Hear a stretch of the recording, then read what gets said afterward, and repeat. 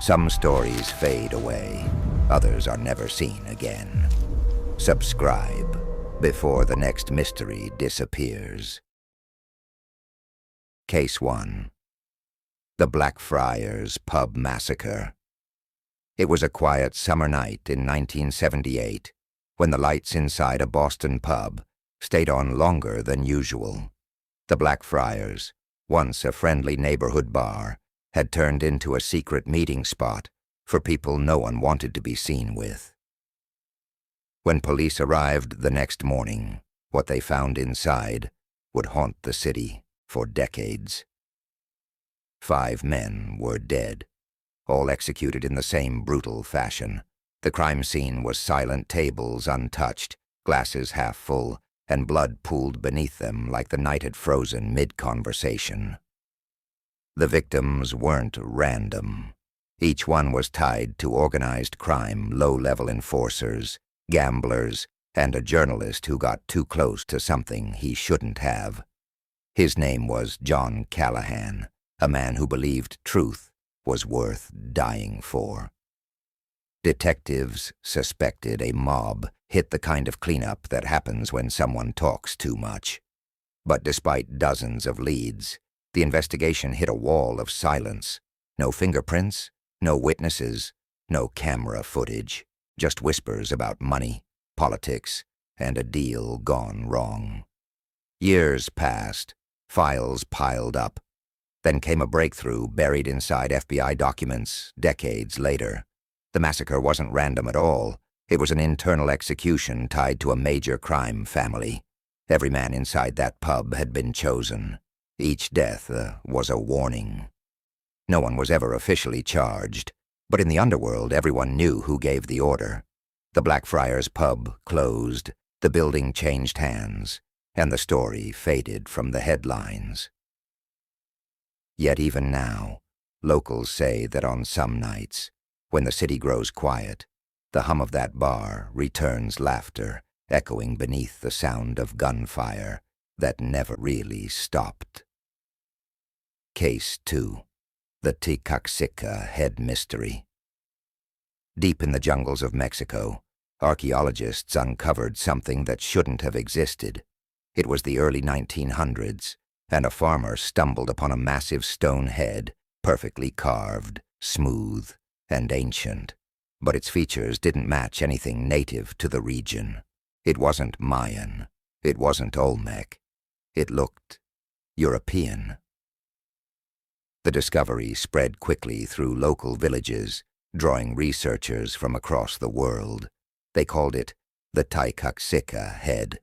The carving had sharp facial features, deep-set eyes, and a sculpting style centuries ahead of what was known from Central America. Some said it was proof of a lost civilization. Others whispered it was alien. But before any real study could begin, the artifact mysteriously vanished. Locals claimed government officials took it away. Some said it was destroyed. Others swore it was buried again to keep the secret hidden.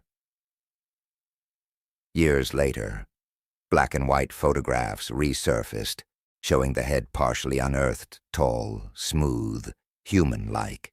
Historians dismissed it as a hoax, claiming it was modern sculpture, misinterpreted as ancient. But there was one problem: the original location was never found again, and no sculptor ever came forward. To this day, no one knows who created it, how old it truly was, or why it disappeared. Some believe it was destroyed to erase evidence of early contact between continents. Others think it still lies beneath the soil, waiting to be seen again. The Ticaxicca Head remains one of archaeology's strangest mysteries, a face carved by time itself, staring out from the ground, as if it knew we'd never understand where it came from. Case 3. Britney Drexel. She was 17, full of plans, full of life, and ready for the summer.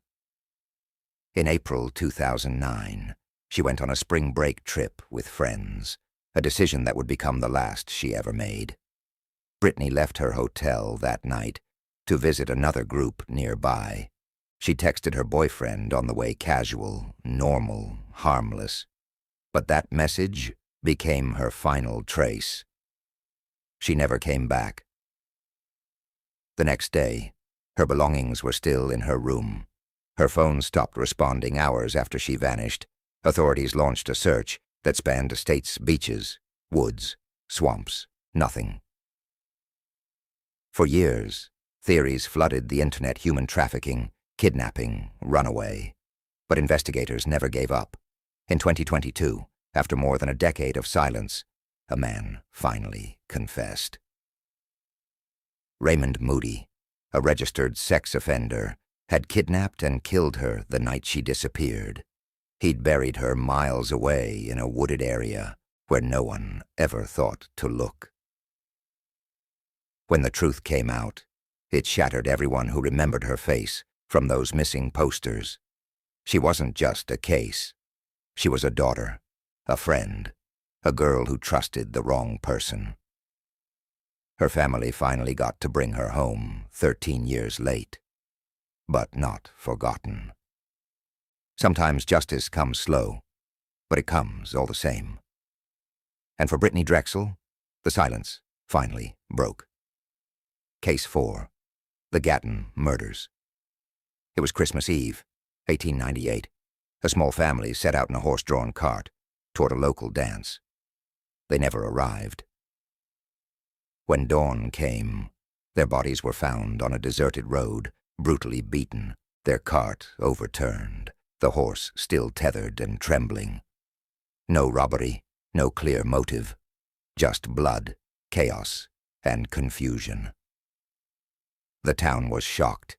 The local police failed to protect the scene. Evidence was trampled, footprints erased, witnesses ignored. What could have been solved in days became one of Australia's oldest mysteries. Ah, yeah. The siblings, Michael, Nora, and Ellen, had no enemies, no debts, no reason for anyone to want them dead. But someone had been waiting that night, hidden in the dark. Years passed. Suspects came and went, but no one was ever charged. Some claimed it was a traveling worker seeking revenge. Others whispered it was a local, protected by influence. Each new theory only deepened the mystery. Over a century later, modern forensic experts tried to re-examine the reports, and all agreed on one thing: this wasn't a random attack. It was planned. Whoever did it knew exactly where they'd be and how to make sure the truth would never surface. To this day, the road where they were found is quiet. Locals say it feels colder there, as if the night itself remembers what happened. Case 5. The Jean Van Kaal Murder. In 1906, a respected merchant was found dead inside his own home. His body lay near the staircase, his skull shattered. The front door was locked from the inside, windows unbroken. It looked like suicide until the police realized his valuables were missing. The case spread fast. A man who had everything, gone without reason. The press called it the Van Kaal mystery. Detectives questioned everyone close to him, but every alibi checked out.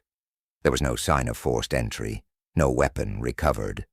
Only one thing stood out: a strange, faint footprint near the back of the house, smaller than a man's, too large for a child. Days later, another attack happened nearby. Same pattern, same brutality. The city panicked. The killer seemed to vanish and reappear without a trace, slipping through walls of logic. Then, months later, an anonymous letter arrived at the police station. It described details only the killer could know: blood pattern, weapon angle, the final words the victim never spoke. But it wasn't signed. The handwriting was neat, feminine. When police traced it, they found it led back to a quiet woman who had once worked for the Van Kaal family. She denied everything, but evidence of stolen jewelry found hidden in her home told another story.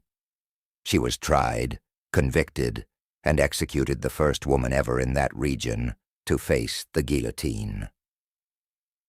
Her final words, "You cannot kill the truth."